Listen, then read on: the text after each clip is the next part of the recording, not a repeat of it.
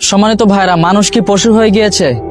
না, পশু হত্যা করে ক্ষুধার তাড়নায়, কিন্তু মানুষ আরেকজনকে হত্যা করে হিংসা, অহংকার আর ক্ষমতার লোভে, যার জলজান্ত উদাহরণ আজকে আমরা একটা ভিডিওর মধ্যে দেখেছি। কি নিকৃষ্টতম ভাবে একটা মানুষকে হত্যা করা হয়েছে। প্রিয় ভাইরা, মহান আল্লাহ তাআলা সূরা মাইদার মধ্যে বলেছেন, যে কেউ অন্য আরেকজনকে হত্যা করলো সে যেন পুরা মানব জাতিকে হত্যা করলো। নাউজুবিল্লাহ। অর্থাৎ ভাই, যেটা কেউ বানায়নি সেটা সবাই কেড়ে নিচ্ছে অবলীলায়।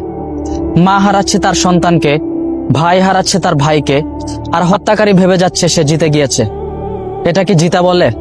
অবশ্যই না। এই হত্যার জবাব অবশ্যই আল্লাহর দরবারে দিতে হবে। চলুন আমরা এটা থেকে শিক্ষা গ্রহণ করি, আমরা এই পৃথিবীটাকে সুন্দর করি। আল্লাহ আমাদের সকলকে হেফাজত করুক। মানুষ হত্যার মতো কাজ, এত নিকৃষ্টতম কাজ আমাদের দ্বারা না হোক। আমরা যেন আমাদের এক ভাই আরেক ভাইয়ের সাথে সম্পর্ক অটুট রেখে জীবনযাপন করতে পারি। আল্লাহ আমাদের সকলকে তৌফিক দান করুন। আমিন।